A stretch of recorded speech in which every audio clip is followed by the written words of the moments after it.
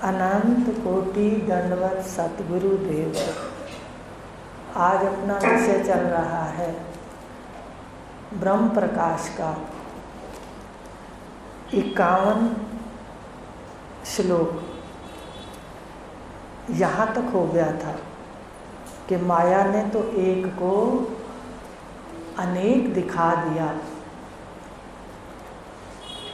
अंतःकरण के शीशों के कारण अनेक दिखा दिया, लेकिन जड़ और चेतन जो मैं शरीर को मैं मानता है, जड़ और चेतन मैं, ये आपस में उलझा हुआ है। शरीर को मैं मानता है और मैं को मरने वाला मानता है, शरीर को जिंदा मानता है, चेतन मानता है, और मैं को मरने वाला। जड़ के लक्षण चेतन में और चेतन के गुण, चेतन के लक्षण जड़ में और जड़ के गुण चेतन में। तो ये सतगुरु देव अलग अलग करके दिखाते हैं। यह के लक्षण अलग दिखाते हैं, शव है, और मैं के लक्षण शिव है, ये अलग दिखाते हैं। ये उनकी कृपा है, नहीं तो जीवन सफल नहीं है। अभी कर्मों की आगे है। कर्मों की गहरी निद्रा से सतगुरु हमें जगावें, भव सागर से पार करा दें, जग के रोग मिटावें। हर जीव को कर्म के कर्तापन की निद्रा है, अज्ञान है। अज्ञान तो नींद है। अज्ञान में जीव सोया रहता है। नींद में हमें पता नहीं चलता क्या हो रहा है। नींद में जैसे पता नहीं चलता क्या हो रहा है सामने, ऐसे ही हम सब कुछ देखते हुए भी संसार में कि संसार मिथ्या है।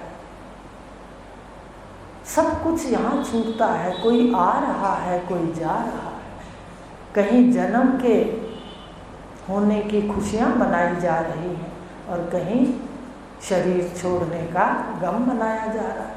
कोई आ रहा है, कोई जा रहा है, लेकिन इसको सब कुछ सामने घटते हुए भी नहीं दिखता। आश्चर्य तो यह है कि तत्वज्ञ पुरुष मिल भी जाते हैं, हमें ज्ञान दे भी देते हैं, फिर भी हमें जल्दी से नहीं दिखता, और दिखता है तो हम उसको पकड़ नहीं पाते, फिर छूट जाता है। तो ये है कर्मों की गहरी निद्रा। जब तक कर्म रहेंगे, शरीर मिलते रहेंगे, तो कर्म से कैसे छूटना है, ये सिर्फ भगवान की ही गीता बताती है। और जितने भी अवतार हमारे हुए हैं, उन्होंने परोक्ष ज्ञान दिया है परमात्मा का। परोक्ष रूप से परमात्मा की सिद्धि करके हमें बताया है कि भाई परमात्मा को ऐसे प्राप्त करना है, परमात्मा ऐसा है। लेकिन एक भगवान ही ऐसे हैं जो साफ कह रहे हैं, अहम आत्मा। एक शरीर परिचिन से व्यापक की ओर ले गए, मैं आत्मा हूँ अर्जुन, और सारे ब्रह्मांड का आश्रय हूँ। ये सारा ब्रह्मांड मेरे अंदर प्रलय में लीन हो जाता है। केवल एक वाणी देखो, ऐसी कितनी बातें हैं उनकी प्यारी, बिल्कुल अलग बताती हैं कि हम बड़े भाग्यशाली हैं जो जाग गए। तो कहा कि कर्मों की गहरी निद्रा से सतगुरु जगाते हैं, भव सागर से पार कराते हैं, और जग के रोग मिटाते हैं। भव सागर है मन के अंदर, भावों का सागर।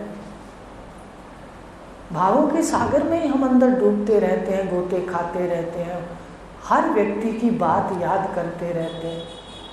अज्ञान में घटनाओं से सारा दिन मन को स्मरण में स्मृति रखते हैं, कभी किसकी बात, कभी किसकी बात, और भावों से कष्ट है। भाव ही बनाते हैं सब मेरे हैं, मेरे हैं। और जब मेरे, जिसको मेरे की मोहर है, वो अब अनुकूल नहीं चलते तो हमें दुख होता है। वो अपने कर्मों से चलते हैं, हम अपने कर्मों से चलते हैं, पर मेरे के कारण दुख है। इसी में जीव उलझा रहता है। तो कहा तत्वज्ञ पुरुष इससे बचाते हैं। और आपको बताएं, मंदालसा ने भी निद्रा के बारे में लिखा है कि जीव सोया हुआ है और जगत के सपने ले रहा है। जो भी हम देख रहे हैं सत्य, जो भी हम देख रहे हैं सत्य, हम देख रहे हैं सत्य। सत्य क्या है ये अलग बात है, हम सत्य क्या देख रहे हैं इसके लिए मंदालसा ने कहा है। अपने पुत्र को लोरी देते हुए उन्होंने स्पष्ट किया, शुद्धो असि, तू शुद्ध है, शुद्धो असि, बुद्धो असि, निरंजनो असि, संसार माया परिवर्जितो असि, संसार माया परिवर्जितो असि, संसार स्वप्नम। जो तू देख रहा है, जो तू देखेगा, उन्होंने कहा जो व्यवहार हो रहा है जगत में, संसार स्वप्नम त्याज मोह निद्रा मंदालसा मोवाच पुत्र। मंदालसा ने अपने पुत्र को लोरी दी कि तू शुद्ध बुद्ध निरंजन है, संसार स्वप्न है जो हम देख रहे हैं ना, मैं का और मेरे का, घर मेरा, मैं इतने बड़े ओहदे वाला, सारा का सारा जो देख रहे हैं ये स्वप्न जगत का।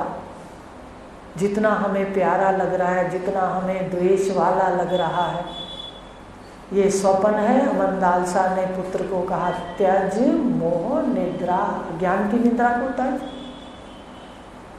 ये जो अज्ञान से मोह है, भगवान ने पूछा था ना अर्जुन से, क्या तुझे मेरी बात समझ आ गई? पूछा 18वें अध्याय में, क्या तेरा अज्ञान से उत्पन्न मोह गया? ये जो मोह है ये अज्ञान से, देह को मैं मानने से, जगत को सच मानने से प्रकट होता है। तो उन्होंने भी कहा त्याज मोह निद्रा। अज्ञान को काटे बगैर संसार का सपना नहीं छूट सकता। ये जो संसार के हम सपने देखते हैं, पहले अज्ञान में भी बहुत देखते थे, ऐसा होगा वैसा होगा, ये हो गया वो हो गया, आज ये है कल ये हो जाएगा, बेटे को ये बना दूंगा, बेटी को ये बना दूंगा। ये सपने देखना है, वास्तविकता तो कर्मजन्य है। संसार स्वप्नम त्याज मोह निद्रा। अज्ञान की निद्रा को त्यागोगे तो स्वप्न छूटेगा। जब तक अज्ञान की निद्रा है, अज्ञान को नहीं काटा, मैं का, यह का और वह का जो अज्ञान है उसको नहीं काटा, तब तक ये सब ऐसे का ऐसे रहेगा। बार बार अज्ञान को काटने का बताते हैं, कई युक्तियां देते हैं, घर जाके ऐसे देखो, घर जाके ऐसे देखो। तो इस तरह अज्ञान को काटने पर जो ये रोग हैं जगत के, सारा दिन मन को तपन देते हैं, मन को खुशी देते हैं, तो ये जगत के रोग हैं, ये सारे के सारे अज्ञान को काटने से खत्म होंगे। नहीं तो ये सारा सच्चा लगेगा। और कर्म की निद्रा में क्या है? कर्म जब तक रहेंगे लोकों में घूमते रहेंगे, शांति नहीं मिलेगी। शांति तो स्थिति में है, मुक्ति स्थिति में है, गति में नहीं है। याद रखना, गतियां तो कभी स्वर्ग की गति, कभी नर्क की गति, कभी गंधर्व लोक की, कभी फलाना लोक, जितने भी हैं लोग, स्थिति है अपनी यही स्थिति। प्राण वायु में और शरीर पंच महाभूतों में ले। तुम आत्म सत्ता ब्रह्म हो, इसको पक्का करना है। और जब तक कर्मों के कर्ता बनते रहेंगे, याद रखना ये बात वही है तब तक हम दुखों से नहीं छूट सकते, जन्मों से नहीं छूट सकते। भुगतान करने के लिए आना पड़ेगा। मैं इसको देने वाला हूँ, ये बेचारा गरीब है, अरे भाई देने वाला है तो फिर तू लेने भी आना पड़ेगा उससे। समझ रहे हो बात? एक है कि भाई ठीक है, इसका प्रारब्ध है, मेरे पास प्रेरणा उठी, ये हो रहा है, किसी का अच्छा भी करे तो ये ना देखे मैं करता हूँ। कुछ भी हो जाए इन हाथों से, आप उससे असंग हो जाओ, तब कर्मों की नींद टूटेगी। ज्ञान भी लो और कर्म के अकर्ता भी अभ्यास करो कि मैं करता नहीं, करता तो इंद्रियां और मन बुद्धि आदि, ये पुर्जे हैं करता, ये करण पुर्जे हैं। मन कर्ता बनता है, बताया था ना पंचकों में, मन और बुद्धि, मन और बुद्धि वाली मैं करता है और मन और बुद्धि वाली मैं भोगता है। साभास अंतःकरण भोगता है, साभास अंतःकरण करता है। शास्त्रीय भाषा में इंद्रियों के द्वारा होता है, तुम केवल दृष्टा हो, तुम केवल दृष्टा हो। मन ने क्या कह के इंद्रियों से काम करवा लिया, तुम केवल पीछे देखते। मन को अच्छा लगा बुरा लगा इसके दृष्टा। तब कर्मों की नींद टूटेगी, तब कर्मों के अकर्ता होगे, तब बात बनेगी, तब गहरी शांति आएगी कि मैं करता थोड़ा ही, सारी सृष्टि प्रारब्ध से कर्म जन्य से चल रही है। तो ये है कि सतगुरु ही जगा सकते हैं युक्तियाँ देकर, अज्ञान से और कर्मों के कर्तापन से। तो एक ले लिया आज 52 श्लोक। अब आज संग्राम की बात करते हैं कि गुरु नानक देव जी भी कुछ हमें संदेश दे रहे हैं। संतों की वाणी हमारे जीवन को पवित्र कर देती है। अनेक प्रकार के जब उनकी बातें सुनते हैं अनेक रीति से, तो भी बहुत अच्छा लगता है। जैसे कभी खाना खाते हैं और कई व्यंजन बना लेते हैं तो भोजन और व्यंजन वाला हो जाता है। ऐसे ही संतों की वाणी है। गुरु नानक देव जी कह रहे हैं, पिछली बार कहा था, जेठ हरि जेठ जुड़ंदा लोड़ी है, जिस आगे सब निवन। एक ही बात उन्होंने कही थी कि अब तूने पूजा पाठ कर लिया, पर अब तुझे उस परमात्मा से जुड़ने की जरूरत है जिसके आगे सभी झुकते हैं। वो बताया था आपको, हर आकार वाले परमात्मा के सामने सभी नहीं झुकते। किसी के सामने कोई झुकता है, किसी के सामने कोई, पर सृष्टि की रचना करने वाले के सामने, सृष्टि का पालन करने वाले के सामने, सृष्टि का संहार करने वाले के सामने सभी झुकते हैं। उसके लिए कहा अब उससे जो जुड़ने की जरूरत है। देखो, एकम सत विप्रा बहुधा वदंती, ये भावों के लिए हम आनंद ले रहे हैं। पूरा कोई भी किसी की बात को नहीं बता सकता।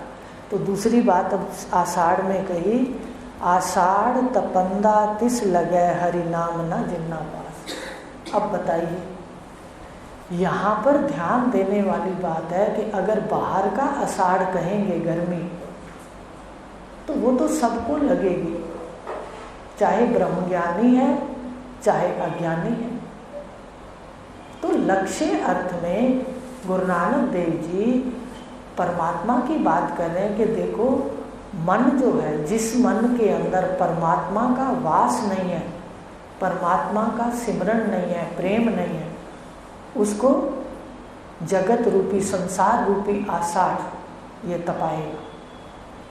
आप संसार में जाओ, अज्ञानी आदमी इतना धन होते हुए भी ऐसे तड़प रहे हैं जैसे वो भट्टी में दाने होते थे ना, पहले दाने भूनती थी भट्टी वाली, देखते थे एक एक दाना ऐसे उछलता है, ऐसे जीव उछलते हैं।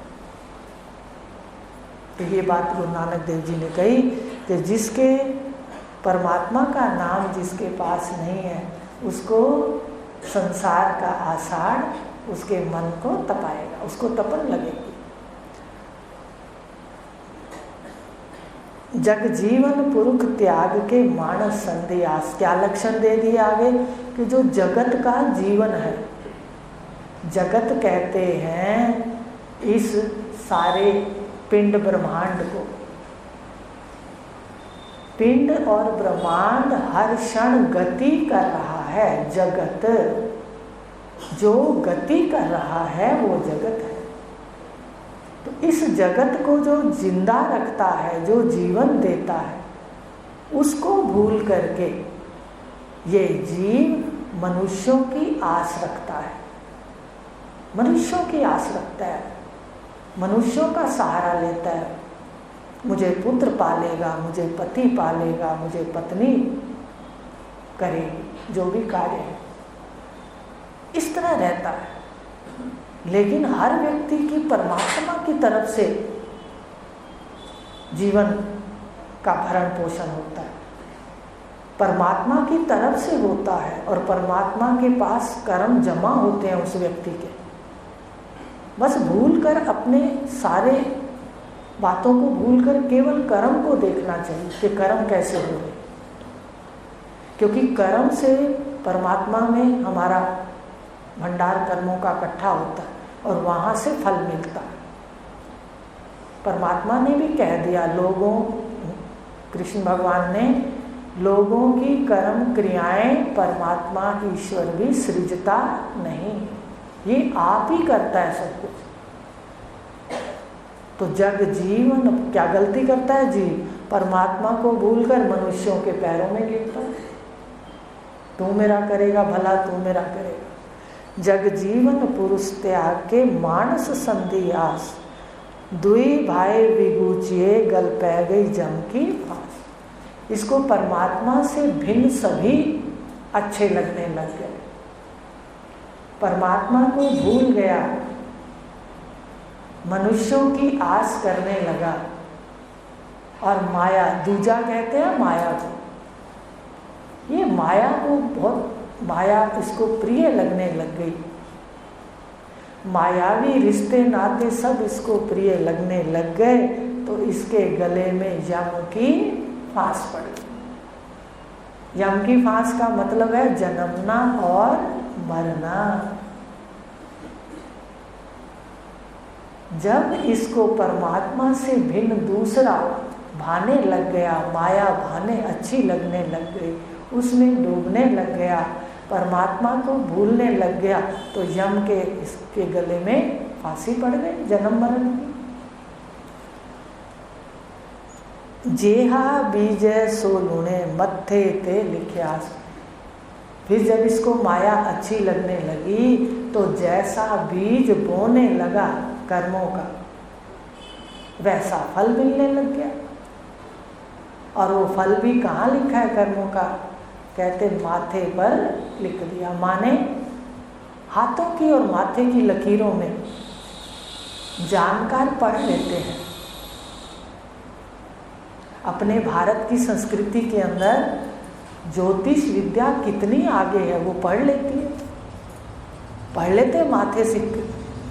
हमारे यहाँ भी आते थे बुजुर्ग, हमारे रिश्तेदार थे, वो माथे से पढ़ लेते थे, कह देते वो ऐसा है वैसा। उनको कहते थे नहीं नहीं आप बताया मत करो, शंकाएं हो जाती, समझ रहे।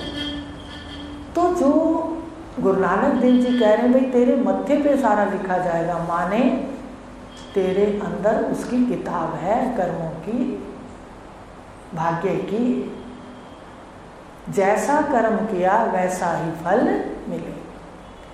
अब आपको एक बात कहते हैं कि वर्तमान में आप सदा सिमरन करो, हर क्षण पुण्य के अंदर लिखा जाएगा। हर क्षण पुण्य में लिख दो। आपके पास शब्द होगा गुरु का, आपके पास शरीर का मंत्र होगा, आपके पास कोई और आपको गुरु का मिला हुआ है। आप बस एक ही चिंतन करो, मैं आत्मा हूँ सच्चिदानंद, अमर तो मैं ही हूँ, अजर तो मैं ही हूँ, जिंदा तो मैं ही हूँ। याद कर लो कोई भी चीज़, महावाक्य ले लो, तो हर क्षण अगर हमने पुण्य में करना है तो ऐसा चिंतन कर, तो वही पुण्य इसी जन्म में आपके कर्मों का सामने आ जाएगा।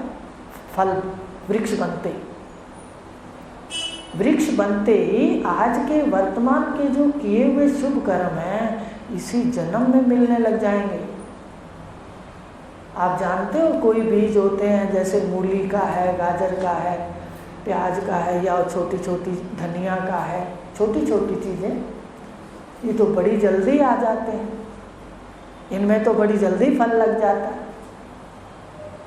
जरूरी नहीं कि कोई आम के बीज हैं जो 5-5 साल बाद मिलेंगे, इसी जन्म में ही मिलने लग जाएंगे पुण्य कर्म। तो कहा कि जेहा बीजे सो लुणे मत्थे ते लिख्यास। अब दूसरी बात ये है, हम सदा दूसरों को अपने कर्मों का दोष देते हैं। ये तो बंद कर दो आज से। कह देते हैं उसने ऐसा किया, मेरे साथ तो उसने ऐसा किया, मैंने तो कुछ नहीं किया, उसने ऐसा कर दिया तो मेरे साथ ऐसा हो गया। तो अब ध्यान दो कैसे उसका मनन करना है। अगर मान लो सामने कोई गलत अपनी तरफ आ गया, सामने की तरफ से, आप ठहराव में आकर कहो कि देखो अगर मेरा उधर जमा था तो मैंने कर्म का भोग हो गया, भोग लिया, मुझे मिल गया। और अगर उसने नया कर्म बनाया है, क्रियमान कर्म में मुझे कष्ट दिया है, तो उसका हिसाब मुझे क्या रखना। देखो दूसरे को कर्ता कहने का बनता ही नहीं है, हमें चुप रहना चाहिए। किसी को कर्म का कर्ता कहेंगे वो उल्टा गलत है। मान लो हमने हमारा किया, उसने लौटाया हो, है ऐसा या नहीं? कोई कर्म हमारे दूसरे के पास जमा होते हैं, वो लौटाता है हमारे को जन्म लेकर के। तो हम इस बात का ध्यान रखें, ये मनन करें। ये कर्ता कोई नहीं, अगर मेरा है तो मुझे मिल गया, ले लिया, और अगर उसने नया किया है तो भी मुझे कुछ नहीं विचारना, ये पर ईश्वर के पास है हिसाब। तो ये कर्मों से बचने की युक्ति है। जेहा बीजय सोलुने, जब तेरा किया सामने आता है दूसरों को तू क्यों उसका दोष देता है। ये गुरु नानक देव जी कह रहे हैं, रैन व्याणी पछतानी उठ चली गई निराश। तेरे जीवन की एक रात, जीवन का उदाहरण किससे दिया गुरु नानक देव जी ने? एक रात बिताते कितनी देर लगती है बताइए? एक रात बिताते हुए देर नहीं लगती। लगता है कि देखो शरीर कितना स्वस्थ था, अब जान जा रहा है धीरे धीरे। तो एक रात का उदाहरण दिया है कि एक रात का जीवन है, इतना अल्प जीवन है, कुछ कर ले। जो गुरु नानक देव जी कह रहे हैं, कह रहे भाई परमात्मा की आस ले ले, गुरु मिले हैं तो अंदर अपने मन को साध ले। अगर तूने देर करी, अगर तूने गफलत करी, रैन व्याणी पछतानी, रात बीत जाएगी और तू पछताएगा। ऐसा शास्त्र कहता है कि आखिरी समय जीव को बिल्कुल सारा सच याद आ जाता है कि सच क्या है और इसने क्या किया। वो कहते हैं पिक्चर ऐसे चलती है, चित्रगुप्त पिक्चर दिखाता है, उस वक्त इसको होश आ जाता है और फिर ये चाहता है उस वक्त कुछ करना, पर इसके पास वक्त नहीं होता। तो गुरु नानक देव जी कह रहे हैं कि रैन व्याणी पछतानी उठ चली गई निराश। तो निराशा मिलेगी, इसलिए आज हर क्षण का लाभ ले लो। घर में काम करो तो भी देखो कि देखो कैसे सराय में थोड़े समय एक आपस में मिले जुले हैं, फिर हर कोई जैसे एक एक आया है वैसे एक एक करके जाता है। आनंद लो जो आपके पास है। कर्मों की पूंजी लेकर आए हो, इसको खर्च खाकर आराम से सैर करो दुनिया की। दुनिया की सैर का मतलब ये नहीं कि सड़कों पर जाके या कहीं ऐसे बेमतलबी इधर उधर घूमे। माने जो भी परिवार है, जो भी हमारे कर्तव्य हैं, जो भी हमारे भाई परमात्मा के भी कितने स्थल हैं, परमात्मा के भी कितने ज्ञान की बातें हैं, उस सत्य को भी धारण करें और जगत में जो माया का हमें मिला है उसको भी माने। अज्ञान में तो व्यक्ति रोता ही रहता है, कितना अच्छा पुत्र हो, कितना अच्छा परिवार हो, वो कुछ ना कुछ गलती निकाल के वो सारा दिन यही लीला रचाए रखता है। कितना पैसा हो फिर भी लीला रचाए रखता है, फिर भी कहेगा कम है कम है कम है। तो ये कहा कि अब क्या करो, इसको माने, जो भी मिला अपने समय का ध्यान रखें, सारा दिन पुण्य कर्म में सिमरन करें, नहीं तो जीवन की रात बीत जाएगी और पछताना पड़ेगा। जो अच्छा करना है कर लो, तन मन और धन से। जिनको साधु, अब गुरु नानक जी बात करके फिर साधु पे आते हैं हमेशा। आप देखो बाद में साधु की बात करेंगे। साधु का मतलब ये नहीं जिसने भगवे रंग के कपड़े पहने, साधु का अर्थ है जिसने अपने मन को साध लिया, पहले मन को साध लिया, पहले मन को साध लिया धर्म आज्ञा से, शास्त्र आज्ञा से। उसके बाद ब्रह्मांड को साध लिया, सत्य और झूठ को अलग अलग कर दिया। उस पुरुष से मिलने का लाभ है। जिनको साधु भेटिए सो दरगह होए खलास।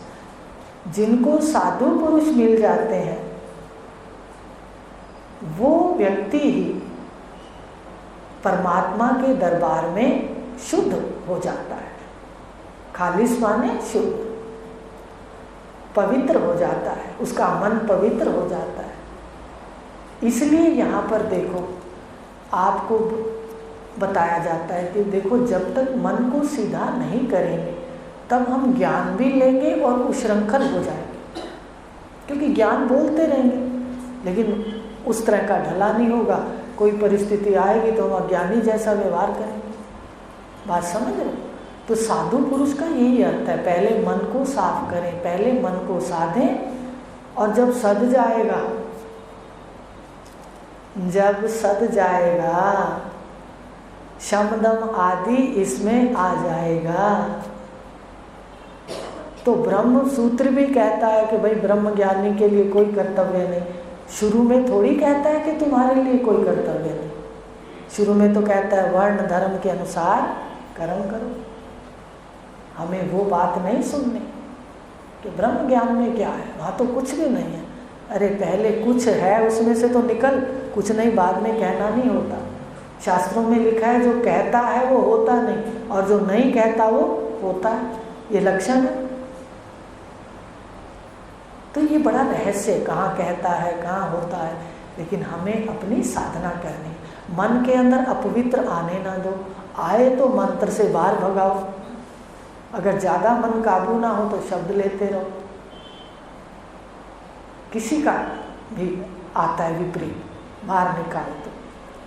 तो कहा जिनको साधु भेटिए सो दरगह होए खलास। कर कृपा प्रभु आपनी तेरे दर्शन होए प्यास। अब गुरु नानक देव जी कह रहे हैं कि हे परमात्मा तेरी कृपा होगी तो मुझे आपके दर्शन होंगे। ये नहीं कह रहे मैं साधक बन जाऊं, मैं अब इतना हो गया ज्ञान वाला, नम्रता से कह रहे, यही सीखना है। जिनको कर कृपा प्रभु आपनी तेरे दर्शन होए प्यास, कि अपनी कृपा करो और मेरे को साक्षात्कार कराओ। मेरे को आपके दर्शनों की प्यास लगी है। प्यास शब्द लिया है। जब प्यास लगती है, पानी ना मिले तो जीव मरता है। ऐसे ही जिसको ये सत्संग की प्यास लग गई, जिसको सत्य की प्यास लग गई, वो घर नहीं बैठ सकता। वो कहता है एक दिन फिर चला जाएगा, कल जाऊंगा तो एक दिन खत्म करके जाऊंगा। ठीक कह रही हूँ? इसको कहते हैं विवेक। तो कहा तेरे दर्शनों की प्यास है, मेरे पर कृपा करो। प्रभु तुझ बिन दूजा को नहीं, नानक की अरदास। गुरु नानक देव जी कह रहे हैं कि मेरा तो आपके सिवा कोई भी नहीं है। इसका दूसरा अर्थ ये भी है कि परमात्मा के बिना दूसरा कोई वास्तव में है ही नहीं। प्रभु तुझ बिन दूजा को नहीं, नानक की अरदास। गुरु नानक देव अरदास कह रहे हैं कि आप ही मुझे साक्षात कराओ, दर्शन दो। मुझे अब प्यास लगी है आपके दर्शनों की, और ये मेरी विनती है, अरदास है। आषाढ़ सुहंदा तिस लगे, जिस मन हरि चरण निवास। अब गुरु नानक देव जी कह रहे हैं आषाढ़ का महीना उसको तपन नहीं देता जिसके मन के अंदर हरि का निवास। हरि किसको कहते हैं? जो हर में, संस्कृत में उसको कहते हैं प्रत्यग आत्मा। संस्कृत में शास्त्रीय भाषा है ना अपनी उपनिषदों की, उसमें कहते हैं प्रत्यग आत्मा। सादे शब्दों में कहते हैं हरि। अर्थ करें तो हर में जो ईश्वर है, जो प्रत्येक में ईश्वर है। कहा आषाढ़ सुहंदा तिस लगे, जिस मन हरि चरण निवास। आषाढ़ का महीना उसको सुहावना लगेगा जिसके मन में परमात्मा का वास है, नाम का वास है। देखो एक बात और भी कहते हैं कि जो अज्ञानी व्यक्ति है वो सर्दी में भी चिल्लाता है ज़्यादा। उसके घर में लक्षण देखा करो, हाय सर्दी, हाय सर्दी, हाय सर्दी बहुत हो गई, गर्मी होनी चाहिए, गर्मी होनी चाहिए। तो परमात्मा कहता है ले गर्मी दे देता है, वो गर्मी देता है, फिर चीखने लग जाता है हाय सर्दी, हाय गर्मी, हाय गर्मी, अब ठंड होनी चाहिए। देखिए ये मांगता है तो परमात्मा इसकी मांग को पूरी करता है, पर ये अज्ञानी शांत नहीं रहता। जानकार कहता है देखो दोनों ही ऋतुएं आपकी हैं, आनंद लेना है। फर्क है देखो सोच के अंदर। और फिर सिमरन है तो जो हाय तौबा है, अब साधारण सर्दी गर्मी में भी, वो भी जानकार ऐसे नहीं करता। और जगत की जो तपन है आकर जो साड़ती है, आषाढ़ को अगर अपनी भाषा में ले तो आके जो साड़ती है मन को, वो हरि के नाम से मिटती है। हरि के नाम से, शब्द से, गुरु के महावाक्य से ये मन की तपन मिटती है। तो ये दोनों अर्थ हैं, ये गुरु नानक देव जी कह रहे हैं। कल फिर अपने ब्रह्म प्रकाश लेंगे। तो संतों की वाणी में भी आज का वाक है, अपने ले लेते हैं।